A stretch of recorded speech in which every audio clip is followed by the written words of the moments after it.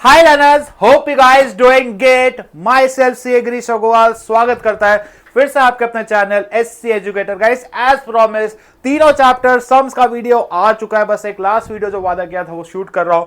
और अगर uploading time से हो गए, हम लोग इसको रात को 8:30 शूट कर रहे हैं अभी। अगर 9:30 तक ये वीडियो बन गया तो कोशिश करूंगा कि 10:30 तक आपके वीडियो आ जाए। 10:30 तो रात के 10:30 से 12 के बीच में वीडियो आ रहा होगा, प्लीज जरूर से देख लेना। अब शुरू करते हैं सिंपल सा एंटरप्रेन्योर मार्केटिंग। भाई बहुत ही इंपॉर्टेंट सा एक 2 मार्क क्वेश्चन आता है, मार्केटिंग स्ट्रैटेजी क्या हो सकती है। तो अब मार्केटिंग स्ट्रैटेजी का मतलब होता है एक प्रोसेस। क्या प्रोसेस, क्या चीज के लिए भाई? एक होगा हमारा प्रोसेस क्या चीज के लिए कि जो हमारी ऑर्गेनाइजेशन है, ऑर्गेनाइजेशन के कुछ रिसोर्सेज होंगे, इंसान होगा, पैसा होगा, जगह होंगे। इन रिसोर्सेज को हमें कैसे यूटिलाइज करना है फॉर टू पर्पस। जो भी ऑर्गेनाइजेशन के रिसोर्सेज है उसको हमें कैसे यूटिलाइज करना है कि एक तो हमारा क्या इंक्रीज होना चाहिए, there should be increase in sales. क्या होना चाहिए? There should be increase in sales. और दूसरा जो हमारे कॉम्पिटिटर्स है उसके सामने एक एडवांटेज मिलना चाहिए कि नहीं मिलना चाहिए। We need to have sustainable competitive advantage. So it is a process. Process क्या चीज का? जो भी हमारे ऑर्गेनाइजेशन रिसोर्सेज है हमें उसको इस तरीके से यूटिलाइज करना है जिससे हमारी एक तो सेल्स इंक्रीज हो जाए और दूसरा जो हमारे कॉम्पिटिटर है उसके सामने मेरा एक एडवांटेज पोजीशन आ जाए। ठीक है, आप बिजनेस करो दो चीजें से करोगे। आज मैं पढ़ा रहा हूं, मेरी स्ट्रैटेजी क्या है? सिंपल सा है कि ज्यादा से ज्यादा बच्चों को मैं पढ़ा सकूं, जितने ज्यादा हो सके उतनी अच्छी क्वालिटी एजुकेशन में दे सकूं। नेक्स्ट, अब गाइस इसी में आपको एक एक डेफिनेशन करा रहा हूं बिकॉज अभी मल्टीपल डेफिनेशन कराना मतलब नहीं है, पर ये फाइल सब बच्चों को बोला हुआ है, आपको नंबर दे चुका हूं, उस नंबर पे मैसेज कर देना। आप मैक्सिमम लोगों को हम ग्रुप में ऐड कर चुके हैं तो प्लीज ऐड कर देना, ताकि अगर आपको नोट्स चाहिए तो प्लीज जो शॉर्ट में नंबर दिया, शॉर्ट देखना पड़ेगा, मैं नंबर यहां नहीं बताऊंगा, हर चीज नहीं, ठीक है, नंबर देखना पड़ेगा और उसको नंबर जाके मैसेज कर दीजिएगा, व्हाट्सएप भी कीजिएगा। 3 चीजें हम मांग रहे हैं, नाम, स्कूल और सिटी। अब पता तो चले कौन से स्कूल के कौन से बच्चे देख रहे हैं, बस दैट्स इट। कोई फोन नंबर, कोई कॉलिंग, कोई डेटा, कुछ नहीं यूज करेंगे हम। ट्रस्ट मी गाइस, हम कुछ नहीं करने वाले, सिर्फ एक रिकॉर्ड पर्पस के लिए कि भाई किसको दिया है, पता तो चले कहां का है, बस that's it.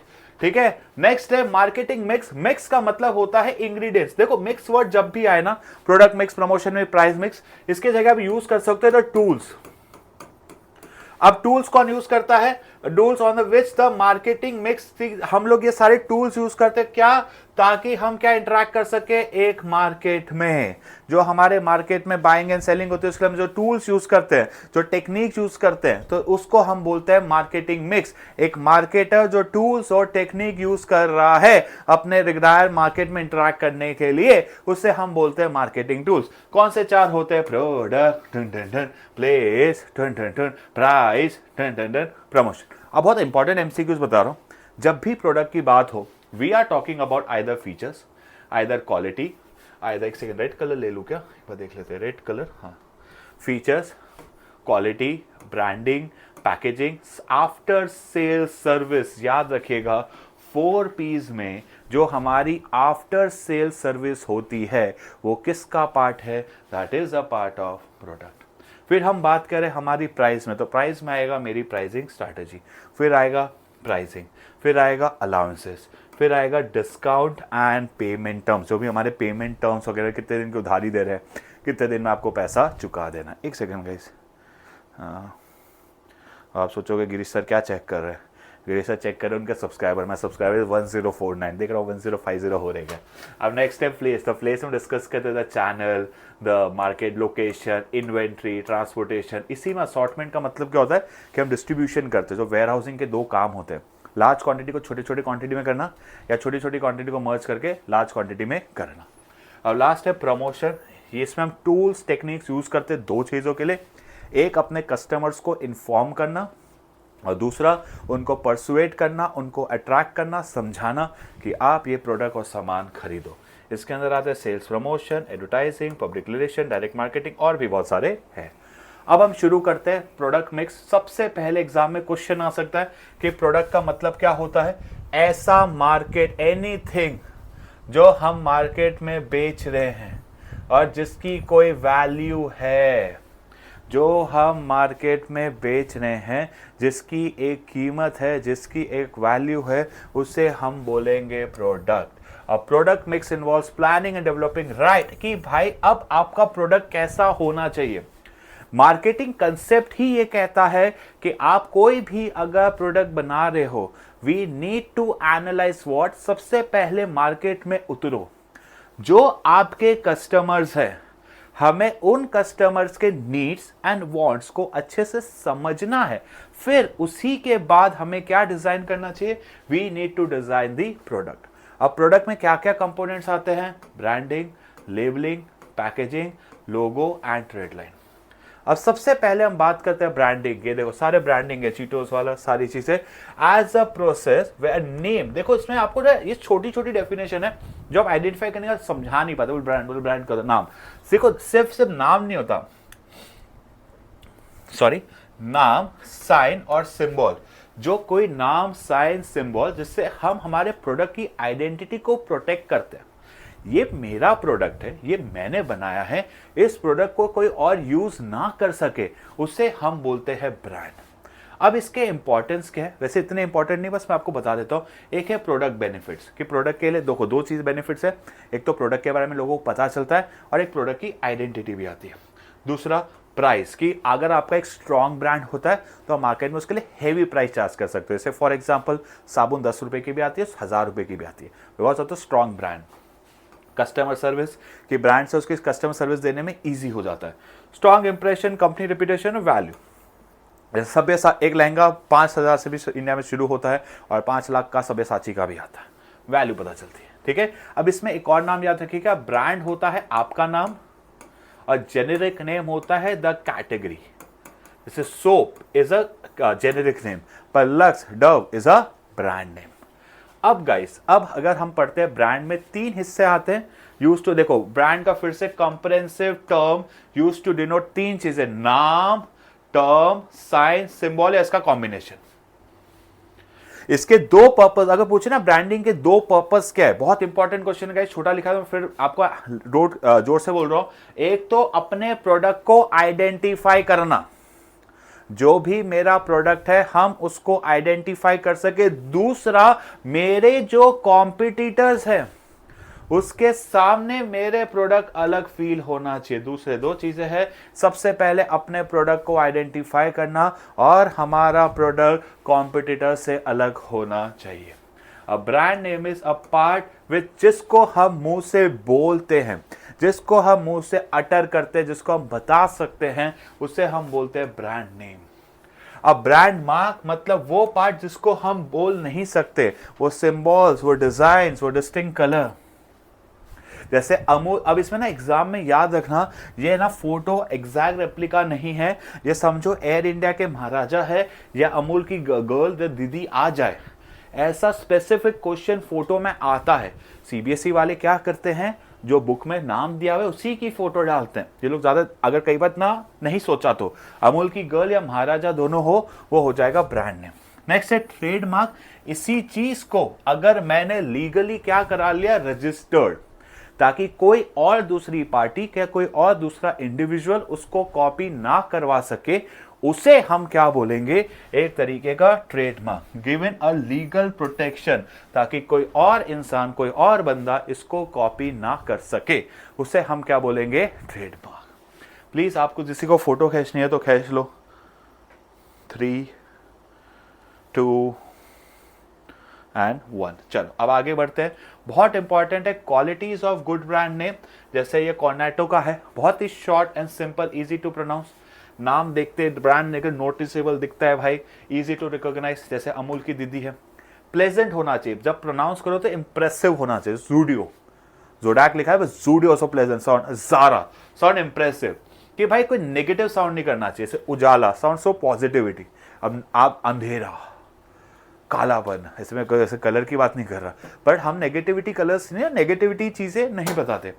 Adaptable to packaging, कि हमारा नाम ऐसा होना चाहिए जिसको हम पैकेजिंग, लेबलिंग में इजीली कर सके। मैं लिख दूं लेस, कितना पैकेजिंग में अच्छा लिखता है, मैं लिख दूं दुनिया का सबसे अद्भुत चिप्स, पैकेट देख, चिप्स देख के डर जाओ, बोले क्या है ये। We should be very simple, जो पैकेजिंग में अडॉप्ट कर सके। लिंक टू प्रोडक्ट, जैसे कि हेयर केयर, नाम देख के समझ आते हैं हाँ बालों के रिलेटेड होगा। अब जैसे एकदम सिंपल सब एक सगे, SC educator, easy to pronounce, pleasant to pronounce, कोई नेगेटिविटी हम फैला नहीं रहे। एडेप्टिविटी, हमारे लोग इसीलिए हम फाइल्स में यहाँ लगाए हैं, एडेप्टेबल है। आप SC एजुकेटर नाम से पता चल रहा है हम पढ़ाई की बात कर रहे हैं। और बता लूँ लीगली रजिस्टर्ड है, पेटेंट ट्रेडमार्क है हमारा, ये कोई और यूज़ मत कर लेना, तभी ये नाम रखा है। ये लीगली रजिस्टर्ड नेम है हमारे इंस्टीट्यूट के पास, कोई और इसको ले मत लेना, दैट इज़ लीगली रजिस्टर्ड। बता रहा हूँ, कोई देख लिया ना भैया उठा देंगे। हाँ, अब एंटरप्राइज के ब्रांड नेम्स की कैटेगरी 4 होती है। ये होता है इंडिविजुअल, सिर्फ एक ब्रांड, लक्स की साबुन। एक होता है फैमिली, जैसे मैगी। अब मैगी में क्या होता है, मैगी नूडल्स आता है, मैगी का पास्ता आता है, मैगी मसाला आता है, एक ग्रुप। एक होता है कंपनी, गोदरेज। ये गोदरेज इसमें आएगा मेरे ख्याल से, ये हमने फोटो थोड़ा सा गलत डाला। यूनिलेवर भी एक ब्रांड कॉर्पोरेट होता है, इसके सीजे पहचानी जाती है। इसमें आप सिंपल सा एक लक्स, एक छोटा सा प्रोडक्ट्स के कोई नाम डाल सकते हो। लास्ट है अल्फा न्यूमेरिकल, जैसे कि SX4 गाड़ी होती है, या और कौन सी गाड़ी आती है, SUV 700, SUV 500, ये सब क्या हो गया, अल्फा न्यूमेरिक। अब अल्फा न्यूमेरिक के रिलेटेड एक MCQ है, मैं आपको लिखा रहा हूँ, मैं कहीं नोट करके लाया था, एक सेकेंड, मैंने आज किसी के पेपर में भी पूछा था, एक सेकेंड रुको। अल्फा न्यूमेरिक, अल्फा न्यूमेरिक, हाँ, अल्फा न्यूमेरिक के रिलेटेड एक MCQ है गाइस, जो बोर्ड्स में पूछा है। Physical signifies the physical character of the product. क्या सिग्निफाई करता है, it signifies the physical character of the product. चलो फोटो खींच लो प्लीज, किसी को खींचनी हो तो। कितने मिनट का हो गया कृता, 11 का ही होगी, बस 11 का हो भी गया।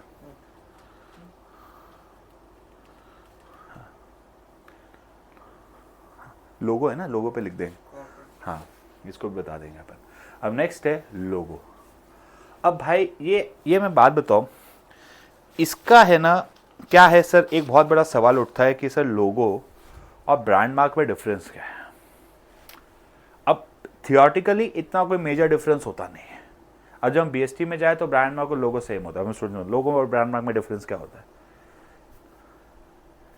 लोगो एक आइडेंटिटी है और brand mark is an theme जो लोग लेते हैं, जैसे सबवे का येलो और ग्रीन, वो क्या है, वो ब्रांड मार्क है। हाँ, अब जैसे सबवे का green yellow that's a brand mark, लेकिन लोगो क्या हो गया फिर उसका, लोगो उसका SUV, जो SUV लिखा होता है दैट बिकम्स अ लोगो। अब आइडेंटिटी बन जाए तो दैट्स अ ब्रांड मार्क, और जो दूसरी चीज हो गई वो आपका हो गया लोगो। जैसे सबवे में कलर बोला दैट्स अ ब्रांड मार्क, लेकिन जो S लिखा हुआ है दैट्स बिकम्स अ लोगो। तो वैसे ही logo is a short term for logo types for product of S. Logo is an important feature. अब एग्जाम में क्वेश्चन आ सकता है, graphic mark use to aid and promote instant public recognition. Clearly दिख जाना, अरे ये तो ये है, अरे ऑडी देख के ये क्या है, ऑडी की गाड़ी, जिससे हम क्या पहचान सके, दैट इज इंस्टेंट, कि लोग इससे सीधा प्रोडक्ट को पहचान सके। अब एग्जाम में एक जगह सिर्फ क्वेश्चन आए लोगों का, 3 मार्क्स से ऊपर का क्वेश्चन नहीं आएगा तो सबसे पहले anchor for the company's brand, ये आपके ब्रांड की वैल्यू बढ़ाता है। Image fonts help to relate the core brand, ये जो इमेज होता है, फॉन्ट होता है, उससे पता चलता है कंपनी का कोर ब्रांड क्या है। आइडेंटिफाई यूनिकनेस, शॉर्टकट, ये अगर आपका लोगो बहुत सॉलिड होता है तो आप उससे एडवर्टाइजिंग बहुत अच्छे से कर सकते हो। की visual company to brand identity, क्या है, ब्रांड आइडेंटिटी की एक पहचान है, क्या कहे, जो हमारी ब्रांड आइडेंटिटी उसकी पहचान।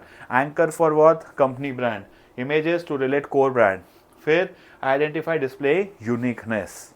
ठीक है, समझ आ गया, प्लीज इसको पढ़ लो, बहुत इंपॉर्टेंट है। एक ये छोटा सा टॉपिक है जो थोड़ा सा आपको कंफ्यूज कर सकता है, इसलिए मैंने आपको बता दिया। एग्जाम में महाराजा वाला वो आए तो दैट्स अ ब्रांड मार्क, बाकी को ट्रेड मार्क, बाकी ब्रांड मार्क, बाकी सारे ऐसे कुछ इमेजेस आए तो मार्क इट एज अ लोगो। मैं लोगो में आपको कुछ एग्जाम्पल भी दे देता हूँ, जैसे RBI वाला वो आ जाए, स्टेट बैंक ऑफ इंडिया का आ जाए, मदर डेयरी आ जाए, आधार कार्ड वाला आ जाए, इंडियन ऑयल आ जाए, ये सब क्या हो जाएगा, लोगो। और what is a tagline, tagline मतलब मैसेज, इसको लगा डाला, लाइव झिंगा लाला, that's a tagline. The basic purpose is to create a dramatic face. हर एक का एक टैगलाइन होता है, even we are suggesting SC educator कुछ टैगलाइन किसी को अच्छा मिले तो प्लीज बताइएगा, तो जिससे एक प्रोडक्ट की पहचान बनती है, एक आइडेंटिटी में। लेट्स क्या बोलते हैं, नाइकी का क्या है, लेट्स डू इट नाइकी, तो दैट्स अ टैगलाइन, मैसेज, जिससे पता है वो मैसेज से हमारे प्रोडक्ट की इंपॉर्टेंस काफी हद तक बढ़ जाती है। ठीक है, चलो अब बहुत इंपॉर्टेंट है packaging. This is the second element of product mix, act of designing, जिसमें वो प्रोडक्ट रहता है, जिसमें हम हमारे प्रोडक्ट को लेकर आते हैं। ये सारा पैकेजिंग है, ये सारा पैकेजिंग है। अब ये हमारे पैकेजिंग के फंक्शन 2 है, 3 फंक्शन है, 3 और P3 है। प्रोडक्ट पैकेजिंग, जैसे पिंक कलर का पैकेजिंग देखते हो तो वो ब्लू कलर की पैकेजिंग देख के समझ आ जाता है कि वो मैजिक मसाला है। ग्रीन देखोगे तो क्रीम एंड ऑनियन है। प्रोडक्ट आइडेंटिफिकेशन, चिप्स के पैकेट का मेन इंटेंशन है उसको बचाना। और तीसरा है कि अगर वही पैकेजिंग, जैसे चीटोस वगैरह है, वो अपने चिप्स के पैकेट के पैकेजिंग बहुत अट्रैक्टिव बनाता है, तो अगर आपका पैकेजिंग बहुत अट्रैक्टिव है तो एक और हेल्प क्या करेगा, इन प्रमोशन। क्या हम हमारे प्रोडक्ट को इजीली मार्केट में क्या कर पाएंगे, वी कैन इवन प्रमोट। तो 3 है, सबसे पहले प्रोडक्ट आइडेंटिफिकेशन, फिर है प्रोडक्ट प्रोटेक्शन और तीसरा है प्रोडक्ट प्रमोशन। अब हमारे जो पैकेजिंग है उसके 3 लेवल होते हैं, primary, secondary and transportation. Primary का मतलब होता है इमीडिएट, जो चॉकलेट जिस रैपर में आता है या कोलगेट जिस ट्यूब में आता है वो हो जाएगा प्राइमरी। अब इसके साथ जो एडिशनल बॉक्स में हमारा कोलगेट आया उसको हम क्या बोलेंगे, एक तरीके से सेकेंडरी। अब वही कोलगेट के एक एक करके तो डब्बे हम भेजेंगे नहीं, तो एक कोरुगेटेड बॉक्स में जो हमने 50-100 कोलगेट के बॉक्स एक जगह से दूसरी जगह ट्रांसपोर्ट किए, मोस्टली यूज होते हैं फॉर सिट, स्टोरेज, आइडेंटिफिकेशन एंड ट्रांसपोर्टेशन। एक जगह से दूसरी जगह मूव करने के लिए जो हमारी पैकेजिंग यूज आ रही है उससे हम बोलेंगे transport. Immediate, primary, additional, secondary, और जो स्टोरेज, आइडेंटिफिकेशन और ट्रांसपोर्टेशन के लिए यूज हो रहा है उसको हम बोलेंगे ट्रांसपोर्टेशन। डन। 3 क्या है, प्रोडक्ट को आइडेंटिफाई कर पाते हैं, मैं अपने प्रोडक्ट को प्रोटेक्ट कर पाता हूं, और तीसरा प्रोडक्ट को प्रमोट भी कर पाता हूं। लेबलिंग का मतलब है वो पार्ट है जहां पे मैं अपने प्रोडक्ट की क्या कर रहा हूं, इंफॉर्मेशन प्रोवाइड कर रहा हूं। आप इसमें एग्जाम में आ सकता है सिंपल टैग हो, सिंपली छोटा सा MRP, या कॉम्प्लेक्स होता है ना, बहुत टून मुंटू बहुत सारी चीज़ें लिखी हुई हो, जैसे कुछ अरेबियन भाषा में, जैसे मुझे कुछ दूसरी चीज़ें समझ नहीं आती, तो ये कॉम्प्लेक्स ग्राफिक्स कुछ हो। तो अब गाइस दूसरा है, हम इसको अपने प्रोडक्ट के बारे में डिस्क्राइब कर सकते हैं। दूसरा, अब हम क्या कर सकते हैं, अपने प्रोडक्ट को आइडेंटिफाई कर सकते हैं। हम अलग अलग अपने प्रोडक्ट को ग्रेड कर सकते हैं, जैसे इन्फॉर्मेशन दी हुई है 5 रुपये का पैकेट, 10 रुपये का, या वेट के हिसाब से या टेस्ट के हिसाब से वी कैन ग्रेड। दूसरा प्रमोशन, अगर आपकी इन्फॉर्मेशन, जैसे ग्रेड लेबलिंग में सारी इन्फॉर्मेशन आती है, जो प्रोडक्ट पे लिखा होता है extra 30%, extra 40%, buy 1 get 1 free, ये सारी चीज़ें इन्फॉर्मेशन देने से अगर मेरे प्रोडक्ट की एक वैल्यू बढ़ रही है तो वो भी कहाँ पे आ जाएगा, लेबलिंग। और provide information required by law, जैसे कि Green Marc, red mark, compulsory होता है दवाई में मैन्युफैक्चरिंग डेट, एक्सपायरी डेट लिखना, ये सारी चीजें होती है प्रोवाइड इंफॉर्मेशन रिक्वायर्ड। फिर से सारी डिस्क्रिप्शन देना, द कंटेंट क्या क्या है, आपको उससे पता चल जाता है कौन से कंपनी का प्रोडक्ट लिखेंगे ना, मैन्युफैक्चर, मार्केटेड बाय। हेल्प, हम अपने इंफॉर्मेशन से ग्रेड कर सकते हैं, बेसिस या प्राइस या वेट। हम अब अगर लिखते हैं ना एक्स्ट्रा 20%, 30% से हेल्प करता है इन प्रमोशन। और लास्ट है provide information required by law. Next है, अब इसका इंपॉर्टेंट डेफिनेशन अगेन 2 मार्क में, व्हाट इज IPR। IPR का मतलब होता है legally recognise exclusive rights to the creation of the mind. To the creations of the mind का मतलब क्या है, क्रिएशंस ऑफ द माइंड का मतलब समझना, भाई साहब सपोज मैंने एक ऐसी टेक्नोलॉजी बनाई जो, सपोज अभी लेटेस्ट क्या है कि फेस लॉक आ जाता है, मैंने एक लॉक बनाया कि वो मेरे आवाज़ पे ही फ़ोन लॉक या अनलॉक हो जाएगा, मेरे वॉइस रिकॉग्निशन लॉक या अनलॉक, आईफोन में ऐसा फीचर बनाया। अब ये टेक्नोलॉजी ये किसके, क्रिएशन ऑफ द माइंड का मतलब जिस दिमाग से ये आवाज़, ये आइडिया निकला है उसको एक्सक्लूसिव राइट देना, ये मेरे दिमाग से निकला है, मुझे ये राइट देना कि ये सिर्फ और सिर्फ मेरा ही है, ये मेरा बनाया हुआ टेक्नोलॉजी है, हमारा बनाया हुआ टेक्नोलॉजी है, तो उसको हम बोलते हैं IPR। लीगली एक्सक्लूसिव, उस लीगली रिकॉग्नाइज करना क्या चीज, वो राइट्स, किसको, to the creation of the mind. थोड़ी इंग्लिश अटपटी है, बस समझो क्या देना है, लीगली रिकॉग्नाइज क्या देना है, राइट्स, किसको, लीगली रिकॉग्नाइज क्या, रिकॉग्नाइज क्या देना है, एक्सक्लूसिव राइट्स, किसको, to the concern person, to the creation of the mind, या तो टू कंसर्न पर्सन्स माइंड। समझ आ गया, तो लीगल रिकॉग्नाइज वाला। अब इसके बाद इसमें नेक्स्ट चीजें क्या आती है, अब इसमें बहुत चीजें, सबसे पहले पेटेंट। ग्रैब द इन्वेंटर, कि आपने कुछ नया, सपोज कोविड की वैक्सीन वगैरह बनाई, कोई टेक्नोलॉजी बनाई, उसको हम पेटेंट करा रहे हैं। नेक्स्ट लिटरेचर, इसको लिटरेचर किताब हो। अब आपने टेप सीडी कुछ बनाया तो उसको ना सो मैं सीडी बनाई, नहीं बेटा, सीडी के अंदर कंटेंट होता है, उसका लिटरेचर होता है, उसके अंदर वो गाने हैं। ये लिटरेचर एस्थेटिक आर्टिस्टिक कंटेंट कहाँ पे आ जाएगा? कॉपीराइट। अब नेक्स्ट है industrial design, visual design, it can be 2D और 3D। जो 2D और 3D डिज़ाइन हम बनाते हैं वो सारे प्रोडक्ट के जो डिज़ाइन है, जैसे किंडल जॉय का डिज़ाइन बनाया या ऐसे कोई पेप्सी का नया स्टाइल का बॉटल बनाया, ये सारी चीज़ें हमारे लिए हो जाएगी इंडस्ट्रियल डिज़ाइन। नेक्स्ट है ट्रेडमार्क, मैंने बता ही लिया, जो हमारा ब्रांड नेम, साइंस, सिंबल, ऐसा कुछ जिसको हमने लीगली रजिस्टर करा लिया ताकि कोई और उसको कॉपी ना कर सके। और लास्ट है एनी कॉन्फिडेंशियल इंफॉर्मेशन, जो मुझे क्या दे रहा है? एक प्रकार से कॉम्पिटिटिव एज, मेरा प्रोडक्ट दूसरे से क्या है? अलग है। कि भाई जैसे कोको कोला का एक सीक्रेट है रेसिपी, कि मैं अपने बिजनेस की सीक्रेट रेसिपी किसी को बताना नहीं चाहता। कोई लोग फूड इंडस्ट्री में ज़्यादा होता है कि कुकिंग रेसिपी, बिजनेस रेसिपी हम बताना नहीं चाहते। Again patent related technology, copyright content, industrial को डिज़ाइन 2D या 3D, ट्रेडमार्क नाम, और ट्रेड से एनी कॉन्फिडेंशियल बिजनेस इंफॉर्मेशन। ठीक है, कॉन्फिडेंशियल इंफॉर्मेशन आ जाएगा तो कीवर्ड क्या लिखोगे? Trade secret. डन, डन हुआ कि नहीं? यहाँ तक चीज़ें क्लियर? चलो आगे बढ़ते हैं। अब नेक्स्ट है हमारा नेक्स्ट फैक्टर आता, that is price, most important. अब ये जो 3 टॉपिक है इसमें से आएगा ही आएगा। Price refers to the value इस प्रोडक्ट को पाने के लिए जो हमें कीमत देनी पड़ेगी। वैल्यू आर विलिंग टू पे, कि उसको पाने के लिए एक कंज्यूमर जितना पैसा खर्च करने को तैयार है उसे हम क्या बोलेंगे? प्राइस। अब ये हमारी प्राइसिंग में 4 तरीके की स्ट्रैटेजी होती है, cost, penetration, creaming and variable. अब सबसे पहले आते हैं कॉस्ट प्लस प्राइसिंग। मैं एक मेथड समझाऊंगा फिर उसके मेरिट्स।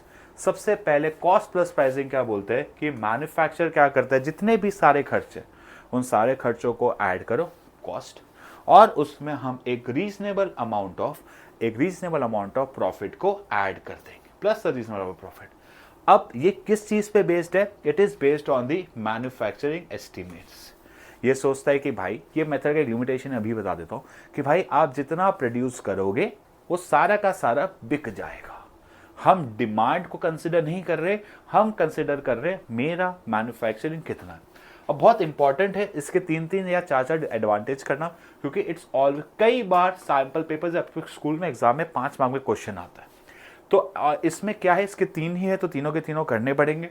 सबसे पहले एंटरप्रेन्योर्स को पता है सारा का सारा खर्चा कितना है, तो बस सारे खर्चे को ऐड कर दो, उसमें हमें सिर्फ और सिर्फ एक प्रॉफिट मार्जिन को ऐड कर देना कि भाई आपको पता है मेरा खर्चा 10,000 है और मेरे को रेवेन्यू 15,000 करना है, तो मेरे को प्रॉफिट कितना ऐड करना पड़ेगा? 5,000।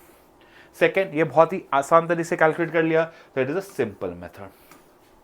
अब गाइस बहुत ही थर्ड पॉइंट अच्छा है, इसमें कीवर्ड याद रखिएगा, for knowing the escalation in expenses. क्या लिखेगा? एक्सक्लेशन इन एक्सपेंसेस। कि हमें अगर सपोज हमने एक्सपेंसेस ऐड किया, यार ये तो 12 आने थे, 15 कैसे आ गया?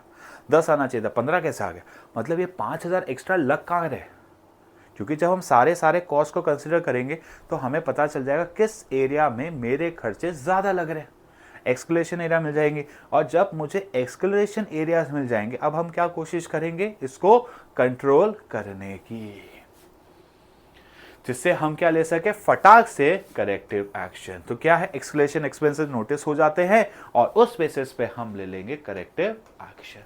फिर से क्या लिया है? सारे खर्चे पता है, सिर्फ ऐड कर देना है। जैसे सिंपल मेथड, एक्सक्लेशन पता चल जाएंगे। और ये अब इसकी डिसएडवांटेज बहुत इंपॉर्टेंट है। मैंने क्या बोला, हम क्या एजम्पशन लेते हैं?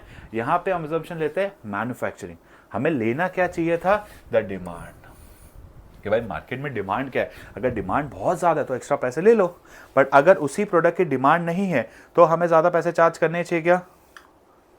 हाँ, क्या हमें ज़्यादा पैसे चार्ज करने चाहिए क्या? नहीं। It also does not take into account the competitor action and the effect on pricing of the product. क्या हम हमारे कॉम्पिटिटर के एक्शंस को कंसिडर करते? नहीं, हम सिर्फ अपने खर्चों को ऐड कर रहे अपना प्राइस। अब कॉम्पिटिटर का 20% सस्ता है ना ना ना, हम सिर्फ अपने प्राइसिंग से मतलब रखते हैं। Next, it can result in company over estimating the price. जो हमारा प्रोडक्ट है उसके प्राइस को हम कहीं ओवर एस्टिमेट भी कर लेते हैं। ओवर एस्टिमेट करने का मतलब क्या है? अब भाई साहब इसमें ना एक चीज आप लिख सकते हो, हम संक कॉस्ट को कंसिडर करते हैं जो हमें करना नहीं चाहिए। संक कॉस्ट का मतलब क्या है? अच्छा, मेरा नीचे एक जगह है, वहां पे एक सपोज फॉर एग्जांपल मेरी एक दुकान है, वहां मैंने सोचा था मैं रेस्टोरेंट ओपन करूंगा, पर मैंने वहाँ रेस्टोरेंट ओपन नहीं किया। अब मैं सोच रहा हूँ कि वहाँ पे क्या करूँ। अब मैं रेंट तो पूरे साल भर का भर चुका हूँ, अब मैं दैट्स एन अनअवॉइडेबल कॉस्ट। अब मैं दुकान चलाऊँ या ना चलाऊँ वो खर्चा तो लग चुका है। क्या डिसीजन मेकिंग के लिए इंपॉर्टेंट है? नहीं। तो संक कॉस्ट को कंसिडर नहीं करना चाहिए। लेकिन अब उस दुकान में मैं काम कर रहा हूँ, मैं खुद काम नहीं करता तो 2 आदमी को रखता, बट क्या खुद की सैलरी को मैं दुकान खर्चे में रिकॉर्ड करता हूँ? मेरी दुकान है तो खुद का रेंट, क्या मैं पैसा खुद का लगाया तो उसके इंटरेस्ट को रिकॉर्ड करता हूँ। तो ये सारी चीजें हमें कंसिडर करनी चाहिए, जो मेथड नहीं करता है। कौन सा नहीं करना चाहिए? Sunk cost. और कौन सा करना चाहिए? Opportunity cost. ये कॉस्ट प्लस में कंसिडर करते हैं जो करना नहीं है, ये कंसिडर नहीं करते जो हमें करना चाहिए। तो यही चीज यहाँ पे लिखी हुई है, it can result in over estimating the price of the product, include sunk cost and ignores opportunity cost. अब दूसरा मेथड क्या है हमारा? Penetration pricing. सबको पता है इसका बेस्ट एग्जांपल इज जियो, कि हम क्या करते हैं इनिशियली अपने प्राइस को लो कर देते हैं जिससे हम मार्केट को कैप्चर कर सके। फिर एक बार हमारा मार्केट कैप्चर हो जाता है, फिर हम अपने प्रोडक्ट की प्राइस को धीरे धीरे करके मार्केट में बढ़ा देते हैं। इससे हम क्या बोलते हैं? Penetration pricing. की प्राइस पेनिट्रेशन प्राइसिंग की स्टार्टिंग में प्राइस को लो रखा, फिर धीरे धीरे हम बढ़ाते जाएंगे। Just to announce you guys, the channel is not completely 1050। मुझे नहीं पता कि मैं कुछ बहुत हैवी या रियलिस्टिक क्या टारगेट रख रहा हूँ। बस एक सपना है, 15 फेब को हम सुबह लाइव करेंगे। मैं आपको शेड्यूल भी कल बता दूंगा क्या है। मुझे ये भी नहीं पता फाइल्स कैसे बनेगी, फाइल्स बनाने में बहुत टाइम लगता है। आप देख रहा हूँ हम लोग क्वालिटी में कॉम्प्रोमाइज़ नहीं कर रहे रिगार्डिंग द फाइल्स। तो अब मैं आपको बता दूं कल आप लोगों का एक 1 शॉट आएगा कि नहीं, फिर आपका आएगा 2 चीज़ आपको एक आएगी। एक आएगा आपका MCQs, एक सेशन करेंगे, और आएंगे आपके 2 गेस्ट पेपर्स, 2 या 3, और उसके साथ साथ हम एक करेंगे last session top most important questions जो सुबह होंगे, जिसमें से मैं अनुमान लगाता हूँ कि आपका पेपर आएगा। ये टॉपिक्स आपको रिवाइज करने ही करने हैं, जिसमें मैंने आपको स्टार्टिंग में भी कुछ रिवीजन कराया। तो वो सेशन में आपको ज़रूर से सबको आना है। चलो अब आगे बढ़ते हैं। तो अब पेनिट्रेशन प्राइसिंग के हम एडवांटेजेस देख लेते हैं। It can result in fast diffusion adoption. Same Jio का एग्जांपल लो, जब आपने प्राइस सस्ती रखी तो मार्केट को आप फटाफट कैप्चर कर लेते हो, हर कोई आपके इस प्राइस को एक्सेप्ट करने को भी तैयार होता है। अब गाइस अगर आप मार्केट में कोई सस्ता निकालते हो, एक इज्जत बढ़ती है, यार ये तो कितना अच्छा है कि यही सेम प्रोडक्ट जो पहले 200 में बिकता था अब वो 50 में। तो जियो ने इज्जत बनाई, वोडाफोन आइडिया सेम चीज़ 400-500 बेचते थे स्टार्टिंग में, उन्हें 50 फ्री में बेच के इज्जत बनाई। अब कॉस्ट कंट्रोल, भाई जब तुम चीज़ें सस्ती बेच रहे हो ना, तो तुम भी खर्चों को कंट्रोल रखोगे। ये आप नहीं लिखते, cost control and cost reduction. जब कॉस्ट कंट्रोल और कॉस्ट रिडक्शन आप करोगे ना स्टार्टिंग से, तो आप हमेशा किस में काम करोगे? एफिशिएंसी। मारवाड़ी बंदा पहले से ही चिंदी बना रखो तो एफिशिएंसी रहती है, पहले से कटौती रखो एफिशिएंसी है। मेरे पापा ने यही किया मेरे साथ, पहले ही बोल दिया पैसे नहीं हो, तो खैर आज भी नहीं है, हमेशा फोकस क्या चीज़ पे हुआ? एफिशिएंसी। नेक्स्ट, इट डिस्करेजेस कि भाई अगर प्राइजेस सस्ती है, अब जियो से सस्ता मार्केट में क्या आ सकता है? नहीं आ सकता। इट क्रिएट ह्यूज हाई, बस 5 पॉइंट कर लिए खत्म। हाई स्टॉक टर्नओवर मतलब आप फटाफट गुड्स को बेच सकते हो। तो फिर क्या? Fast diffusion creates a goodwill, cash control, फिर इंक्रीज एफिशिएंसी, कोई नया प्लेयर नहीं आ सकता, और लास्ट से creates high stock turnover. But इसके डिसएडवांटेज भी है। सबसे पहला disadvantage, establish a long term prior expectation. ये सस्ता है, अब अचानक से इसकी प्राइस को बढ़ा नहीं सकते। अब गाइस आपके प्रोडक्ट में, इसमें एक मार्केट में कुछ लोग होते हैं जिसको हम बोलते हैं स्विचर्स या बार्गेन हंटर्स। इन लोगों की एक ही फिलॉसफी होती है, मार्केट में जहां प्रोडक्ट सस्ता मिला अपन तो उधर ही चल ली, कि भाई मार्केट में जिधर किधर भी अपन को प्रोडक्ट सस्ता मिला अपन उधर चल ली। तो भैया अब ये क्या स्विचर लो, अभी जियो फिर से प्राइस बढ़ाने लगा तो मार्केट में न्यूज़ थी, कई लोग ने जियो छोड़कर फिर से वोडाफोन आइडिया पे आ गए। इनको तो सिर्फ सस्ता चाहिए, जहां सस्ता मिलेगा अपन वहां आ जाएंगे। हाँ, अब इसका तीसरा डिसएडवांटेज क्या है कि हमने बहुत ज़्यादा प्राइस लो रखी, कुछ टाइम के बाद आप टिक ही नहीं पाओगे। कि भाई अगर आप लो लो लो लो में ही काम कर रहे हो तो और डिफिकल्ट हो जाता है। अब कई लोग सोचेंगे सर आप तो पढ़ा रहे हो, गाइस मेरा है मोटिव पैसा कमाना है ही नहीं, अभी तो बिल्कुल नहीं है। बोलो सर आगे जाके पता नहीं, अभी भगवान की दया से घर चल रहा है, कोई दिक्कत नहीं है, जब होगा तो बताऊंगा। अभी तो दुआ है बस इतनी है कि अच्छे से पढ़ाना है, कोशिश कर रहे हैं, पूरे दिल से पढ़ा रहे हैं। तो नेक्स्ट क्या है, लो प्रॉफिट इन एडुकेट, कि हमारा बिजनेस शायद तक लॉन्ग रन में इस प्राइस पे सस्टेन ही ना कर पाए। नेक्स्ट है अब सबसे इंपॉर्टेंट, मेरा सबसे प्यारा, that is screaming and screaming in this price. कि हम जो आईफोन करता है, हम इनिशियली अपने प्रोडक्ट की प्राइस को हाई रख देते हैं। हाई रखने का मतलब क्या है कि भाई स्टार्टिंग में जो भी हमने रिसर्च डेवलपमेंट का कॉस्ट इनकर किया है, वो जो टेक्नोलॉजी लगी वो फटाफट कवर हो जाए। अब ये किसके लिए है, early adopters of the product. कि आईफोन वाले को पता है वो 16 निकाले 20 निकाले, कुछ लोग हैं जो हर बार भीड़ लगेगी, पता नहीं फ़ोन में क्या फीचर आता है। मैं भी आईफोन यूज़ करता हूँ, मुझे पता नहीं आगे क्या आता है, पर मैं उनमें से नहीं। लेकिन कुछ लोग हैं मार्केट में कि जैसे ही नया आईफोन आएगा वो जाएंगे मार्केट में ढूंढेंगे कि चाहिए चाहिए चाहिए। तो there early adopters. Early adopters word आए तो स्क्रीमिंग, यहाँ पे वर्ड आए कि सेल्स वॉल्यूम बढ़ाना है, पेनिट्रेशन। अब इसमें क्या मैन्युफैक्चर एस्टिमेट्स के बेसिस पे, तो कॉस्ट प्लस प्राइसिंग। अब फटाफट क्रीमिंग और स्कीमिंग के एडवांटेजेस भी कर लेते हैं। To recover the starting research and development cost. अभी किन लोगों के लिए, जो किसका कॉन्शियस है, quality conscious rather than price conscious. जो फोकस किस चीज पे ज्यादा कर रहे हैं, हमारा फोकस है क्वालिटी पे, ना कि कीमत पे। अब इसका डिसएडवांटेज भी, सबसे कीवर्ड बैकफायर। कि भाई साहब आईफोन ने सेम फोन अभी 1.5-2 लाख में निकाला, ठीक है, 1.5-2 लाख में निकाला। अब वही फोन वीवो ओप्पो ने 30-40 हज़ार में निकाला, वही इतना महंगा क्यों निकाल रहा है भाई, इतने का तो काम ही नहीं है। तो बैकफायर कर जाती है। Can not be implemented. कि भाई कई बार होता है, जैसे कोविड की वैक्सीन वगैरह आई थी तो वहाँ पे गवर्नमेंट ने रेगुलेशन लगा दिया, भाई क्या किसी कितनी भी कीमत पे बेचोगे, क्या इससे ज़्यादा आप बेच नहीं सकते। और अगर consumer become aware to follow this strategy, भाई जैसे आईफोन है, मैंने यही करता हूँ, जब भी आईफोन का फ़ोन आता है तो स्टार्टिंग में महंगा होता है, हर नेक्स्ट ईयर जब वो नया फ़ोन निकालते हैं पुराना सस्ता हो जाता है। तो थोड़ी सी टेक्नोलॉजी अपग्रेडेशन मुझे चलेगी, मिस होगा तो मैं सच्चा। अब जैसे सपोज अगर मुझे आईफोन सपोज 20 लेना है, तो जब 21 आ रहा होगा मैं तब लूँगा, क्योंकि मुझे पता है जब 21 आएगा 20 सस्ता हो जाएगा। तो ये होता है स्कीमिंग में, कस्टमर को ये आइडिया लग जाए तो प्रोडक्ट को तब नहीं खरीद कर तब खरीदेगा जब उसकी प्राइस सस्ती हो जाएगी।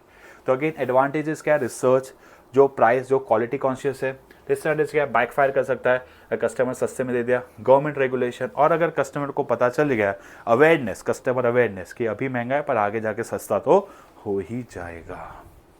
क्लियर। अब इसके अंदर एक लाइन है जो क्वेश्चंस में पूछी गई है, ठीक है, मैं बस आपको लाइन रीड कर देता हूँ, मेरी लिखी हुई है कहीं। अर्ली अडॉप्टर्स ऑफ द, ये मैंने आपको बताया था ना, early adopters of the product. अब इसके अंदर आप एक चीज और लिख लीजिएगा, they have less price sensitive. वैसे मैं दोनों चीज बता चुका हूँ, बस एक लाइन है, अब कंफ्यूज ना हो जाओ कि उनको प्राइस से फर्क नहीं पड़ता, हमें बस प्रोडक्ट चाहिए। लास्ट है वेरिएबल प्राइसिंग, जब हम एक ही प्रोडक्ट की अलग अलग प्राइसिंग रखते हैं, जैसे बार्गेनिंग करके होते हैं ना, जैसे वो स्ट्रीट वेंडर्स होते हैं, वो अपने साइड 100 में बिके तो 100 में, 10 में बिके तो 1000 में बिके तो 1000 में। अब इसमें क्या होता है कि कस्टमर का ट्रस्ट जीतना बहुत एक डिफिकल्ट फैक्टर हो जाता है। इसके एडवांटेजेस क्या है, सबसे पहले seller to sell those goods that are not be enable. कि भाई सब्जी वाले करते हैं, रात को सुबह नहीं बिकी, शाम को जो भाव में बिके बेचना जरूरी है। द सेलर एवर मॉडरेट, कि भाई कुछ नहीं होने से अच्छा है, लॉस हो इससे अच्छा एटलीस्ट कॉस्ट कवर हो जाएगी, 1-2% प्रॉफिट है वो भी चलेगा। बट इसका डिसएडवांटेज क्या है, लूजिंग अदर कस्टमर। जैसे लड़के हो सकते हैं, एक लड़की को सेम ड्रेस 1000 में दी, आप गया आपको 1200 में, मेल से 200 रुपये एक्स्ट्रा ले, कस्टमर लूज हो जाता है और गुडविल खराब होती है। गुडविल सबसे इंपॉर्टेंट, जिंदगी में यही इंपॉर्टेंट ना। आप अनाप शनाप प्राइसिंग चार्ज कर रहे हो, जो प्राइस में डील हो रही होने तो चलेगा क्या, कोई कस्टमर खुश हो जाएंगे, कोई कस्टमर दुखी हो जाएंगे। एडवांटेजेस क्या है, सेलर कहाँ यूज़ करते हैं, जब आप इसको ओरिजिनल प्राइस पे बेच नहीं पा रहे। इसका डिसएडवांटेज क्या है, एक और एडवांटेज क्या है, वेरिएबल प्राइसिंग से आपका स्टॉक तो क्लियर हो रहा है, साथ में मॉडेस्ट प्रॉफिट भी आ रहा है। और इसका डिसएडवांटेज क्या है, आप अपने कस्टमर भी खो दोगे और आपकी गुडविल भी असर आ जाएगी। डन है यहाँ तक, प्लीज़ 1 मिनट का होल्ड ले लीजिए, हम शुरू करते हैं आगे। कितने मिनट का हो गया, 35 का हो गया, क्या बात कर रहा है ये जाएगा क्या 1 घंटा? लग रहा है मेरे को। मज़ा आ रहा है ना? तो सॉलिड है। तो रिवीजन हो गया सारा। हाँ, और नेक्स्ट है प्लेस रिफर्स की कहाँ पे आपका प्रोडक्ट बिकेगा। अब ये इधर हम बात करते हैं चैनल ऑफ डिस्ट्रीब्यूशन, जहाँ पे हमारा गुड्स कहाँ से कहाँ, उसको बुला ले, गुड्स कहाँ से कहाँ मिल आना है, from producer to ultimate consumer. Producer हमारा गुड्स जो भी है कहाँ बेच रहा है, प्रोड्यूसर से टू अल्टीमेट कंज्यूमर। अब इसमें सबसे पहला आता है डाउनवर्ड, हमारा गुड्स कहाँ से मूव हो रहा है, ये हमारे प्रोड्यूसर से सामान कहाँ चले गया, कंज्यूमर के। और एक तो यहाँ से गुड्स जाएगा, देखो सॉरी, अब गाइस प्रोड्यूसर ये रहा कंज्यूमर, तो डाउनवर्ड क्या जा रहा है, गुड्स, अपवर्ड क्या जा रहा है, पेमेंट, और दोनों के बीच में क्या हो रहा है, इंफॉर्मेशन। भैया मेरे पास ये प्रोडक्ट है, खरीदोगे क्या? भैया मैं तो इतनी ही कीमत दूंगा। ऊपर से नीचे गुड्स, नीचे से ऊपर कीमत, और इनके बीच में क्या हो रहा है, इंफॉर्मेशन। अब चैनल और डिस्ट्रीब्यूशन 4 तरीके के होते हैं। जब हम डायरेक्टली प्रोड्यूसर किसको बेच रहा है, कस्टमर को, इसे हम बोलते हैं डायरेक्ट चैनल। दूसरा अब ये होते हैं हमारे सारे के सारे इनडायरेक्ट चैनल, इसको हम जीरो चैनल भी कहते हैं। प्लीज़ गाइस कोई भी नो चैनल यहाँ नहीं लिखेगा। अब इसमें सबसे पहले प्रोड्यूसर या रिटेलर कंज्यूमर, यहाँ पे देखो 1 लेवल पे हम ये इसको बोलते हैं 1 लेवल, इसको बोलते हैं 2 लेवल, इसको बोलते हैं 3rd लेवल। 1 लेवल, अब पहले प्रोड्यूसर कस्टमर समझ लेते हैं। सबसे मेरिट्स बता रहा हूँ, simplest short, no middleman involve. ये कहाँ प्रेफर किया जाता है, जब बिग फर्म महंगी रॉयल्स रॉय बेच रहे हो तो डायरेक्ट प्रेफर करोगे, या पेरिशेबल कमोडिटीज़ है, या आप बहुत सस्ती चीज़ बेच रहे हो।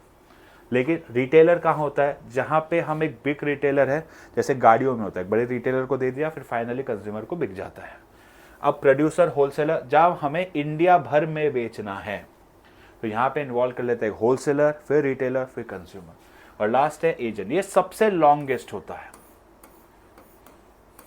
अब यहाँ पे प्रोड्यूसर को होलसेलर का भी हेडेक नहीं लेना, भाई मेरे को पता नहीं इसका पैसा कब आएगा, तो प्रोड्यूसर बीच में एक एजेंट रख लेता है, तू देखो, आप देखो होलसेलर को, मुझे होलसेलर से डील करने में टेंशन हो रही है, मुझे नहीं पता होलसेलर से क्या होगा। तो ये क्या हो गया, एक तरीके का लॉन्गेस्ट और एजेंट। तो यहाँ पे हम गुड्स किसको देता है, प्रोड्यूसर एजेंट को, वो देता है होलसेलर को, फिर रिटेलर को, और फाइनली कंज्यूमर को। नेक्स्ट, अब हमारे इसमें है फैक्टर्स। अरे एक बार इसकी फ़ोटो खींच लो आप लोग, ताकि मैं आपको फटाफट यहाँ पे लिखवाने वाला हूँ।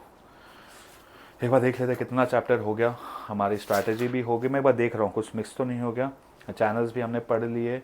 अब unit value of the product, अगर यूनिट वैल्यू क्या है, स्मॉल है तो इनडायरेक्ट, नहीं तो डायरेक्ट। स्टैंडर्डाइज है तो इनडायरेक्ट, कस्टमाइज है तो डायरेक्ट, पैरिशेबल जल्दी गुड्स खराब हो रहा है तो डायरेक्ट, टेक्निकल नेचर है तो डायरेक्ट, नंबर ऑफ बायर्स ज़्यादा है, मोर, तो डायरेक्ट, नहीं है तो इनडायरेक्ट। टाइप ऑफ बायर्स 2 तरीके के होते हैं, एक होता है जनरल और दूसरा इंडस्ट्रियल। अगर जनरल बायर्स है, नॉर्मल बायर्स है, पूरे इंडिया भर में फैले हुए तो इनडायरेक्ट। इंडस्ट्रियल है, कंपनीज को दे रहे हो तो दैट इज डायरेक्ट। अब बाइंग हैबिट वो नहीं, फ्रीक्वेंसी। बाइंग हैबिट का मतलब भाई उधारी चाहिए मुझे, तो अगर उधारी चाहिए, उधारी मार्केट में ऐसा है कि उधारी देनी पड़ती है, तो क्या हो जाएगा, इनडायरेक्ट। भाई मैं क्यों उधार दूं, उधारी नहीं है, कैश में काम आ रहा है, direct. Buying quantity, small quantity है तो क्या प्रेफर करोगे, डायरेक्ट, नहीं है तो इनडायरेक्ट। साइज ऑफ मार्केट बहुत छोटा है, आपके शहर में बिक रहा है, डायरेक्ट, नहीं तो इनडायरेक्ट। गुडविल, आप अपने गुडविल, अपने स्ट्रॉन्ग पास गुडविल बहुत स्ट्रॉन्ग है तो क्या प्रेफर करोगे, डायरेक्ट, नहीं है तो इनडायरेक्ट। आपको कंट्रोल चाहिए पूरे चैनल पे, आप ही कहो डायरेक्ट, नहीं चाहिए तो इनडायरेक्ट। आपके पास पैसा बहुत है, डायरेक्ट, नहीं है तो इनडायरेक्ट। फाइनेंशियल सिस्टम स्ट्रॉन्ग है तो डायरेक्ट, नहीं तो इनडायरेक्ट। ठीक है, बाकी इसमें कोई इतना डिटेल मैंने समझाया हुआ नहीं, ये 3 है, पढ़ लेना। सबसे इंपॉर्टेंट है यही 2, related to market and related to product. 5 mark question बनता है कि पहले बताओ डायरेक्ट है इनडायरेक्ट, फिर इसमें कौन सा है, unit value, standardise, customise, perishable and technical nature. इसमें बायर्स, उसके type, size of market and buying quantity, buying habit.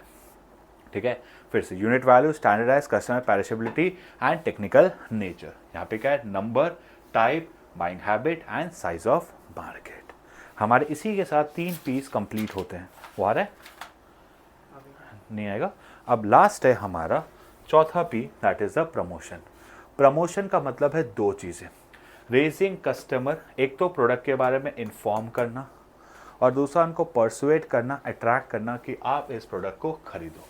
अब प्रमोशन मिक्स में जब भी मिक्स हो रहा है तो क्या यूज़ करोगे, टूल्स, जिससे हम हमारे कस्टमर को दो चीज़ें कर सके, एक अपने प्रोडक्ट के बारे में इन्फॉर्म और दूसरा अपने कस्टमर को अट्रैक्ट कि आप ये सामान खरीदो।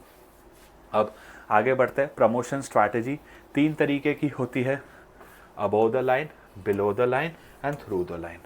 अब जब हम कॉम्प्रिहेंसिव डिप प्लान, अब देखो promotion strategy definition, finding appropriate और सर्विस एंड यूटिलाइज, कि भाई सबसे पहले ढूंढो सबसे बढ़िया से बढ़िया मार्केट कहाँ है और उसके बेसिस पे हमें क्या बनानी है, क्या डिराइव करनी है अपनी एक स्ट्रैटेजी, कि किस तरीके से अपनी स्ट्रैटेजी लगाओगे, कैसे प्रमोट करोगे, क्या appropriate market and utilising, promotion के रिलेटेड सारी चीजें, क्या पहले मार्केट ढूंढो और प्रमोशन के सारे टेक्निक्स लगाओ।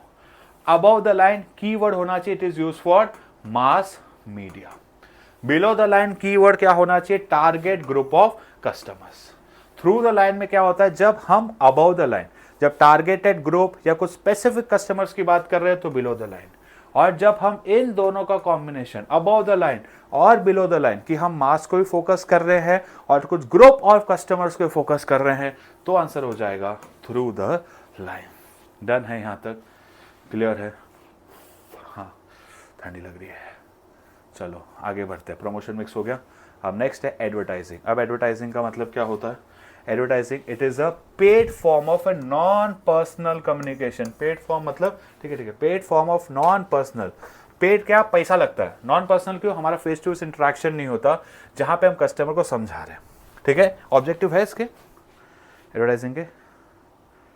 चलो, तो मेक बिजनेस, लोगों को प्रोडक्ट के बारे में बताना, एडवर्टाइज करते हो तो गुडविल आएगी, आपने फीचर्स के बारे में बताना, लोगों को एजुकेट करना। 4 पॉइंट काफी है। हमें पता है कौन से क्वेश्चन 4 या 5 में आ सकते हैं, 5 मार्क का क्वेश्चन नहीं है। इतने बड़े चैप्टर में 5 मार्क से मैं तो नहीं पूछूंगा एडवर्टाइजिंग के बारे में, लेकिन मैं ये जरूर, अगर 3 मार्क में पूछा 3 मार्क्स याद है। एक तो प्रोडक्ट को फैमिलियर, प्रोडक्ट फैमिलियर होगा तो गुडविल बनेगी। जब प्रोडक्ट के बारे में क्या बताओगे, उसके फीचर्स एंड सर्विस, और इससे लोग क्या होंगे, एजुकेट। ऐसे फ्लो बना के याद करो। पहले क्या बताएंगे, make business product familiar to public, उससे क्या बनेगी हमारी गुडविल। लोग क्या बताओगे, उसके प्रोडक्ट के फीचर्स, और उससे लोग क्या होंगे, एजुकेट एंड इन्फॉर्म। ठीक है, product familiar, creating goodwill, offering specific product, और एजुकेटिंग इन्फॉर्मिंग द पब्लिक। अब डेवलपिंग इफेक्टिव एडवर्टाइजमेंट, इसमें 4 चीज है, attention, interest, target, desire and action. Developing effective, इसमें सबसे पहला होता है अटेंशन, कि भाई ऐसा एडवर्टाइजमेंट बनाओ जो लोगों का ध्यान खींचे, गौर से देखो इसको, क्या तुम्हारी नस्तातों में नमक है। इंटरेस्ट, ऐड ऐसा होना चाहिए कि भाई लोगों, ऑडियंस को आपको प्रोडक्ट इंटरेस्टिंग लगाना लगे, आप अपने प्रोडक्ट को एकदम इंटरेस्टिंग तरीके से दिखाओ, आईफोन। नेक्स्ट डिजायर, कि लोगों के मन में एक आ जानी चाहिए कि भाई इस प्रोडक्ट रिलेटेड मुझे और चीज़ें जाननी है, या लोगों को डिज़ायर होनी चाहिए अब इस प्रोडक्ट को तो मैं खरीद के रहूँगा, इस प्रोडक्ट का तो मैं ओनर बनूंगा। और लास्ट है एक्शन, कि भाई फाइनली वो उस प्रोडक्ट को जाके खरीदे। तो इसको हम बोलते हैं AIDA, attention, interest, desire and action. आप इसको समझ के पता चल जाता है, कस्टमर का अटेंशन होना चाहिए, कस्टमर को इंटरेस्ट करना चाहिए, कस्टमर का डिज़ायर होना चाहिए, और फाइनली कस्टमर उस प्रोडक्ट को खरीदे। नेक्स्ट बहुत इंपॉर्टेंट जो इसमें है वो है आपके टेक्निक्स। इसमें सारी चीज़ें बहुत ईजी है। 2 चीज़ों का मुझे डिफरेंस लिखना है जो आपके एग्जाम में आती है, या 3 चीज़ों का मैं लिख रहा हूँ, फटाफट नोट डाउन कर लीजिएगा। एक है एम्बियंट और एक है आउटडोर। उसके अलावा एक और है, पहले ये 2 तो नोट कर लो। एम्बियंट का मतलब क्या होता है, कुछ चीज़ें लिखा रहा हूँ, यही आएंगे एग्जाम में अगर आएगा तो। ठीक है, क्या है, टॉयलेट डोर्स। अब इसके अंदर एक ऐसा है जो इधर भी आता है, वो भी आता है। फिर टॉयलेट, फिर क्या है, एट द सिनेमाज, और फिर प्रोजेक्टिंग ऑन टू बिल्डिंग। एक बहुत इंपॉर्टेंट है, प्रोजेक्टिंग ऑन टू बिल्डिंग। ये MCQ है एक बुक में, बिल्डिंग में प्रोजेक्टिंग करना, याद रखना, projecting on to building. Advertising in the lift, अब आउटडोर में क्या होता है, बड़ी बड़ी जगह जहाँ पे बिलबोर्ड्स आ जाए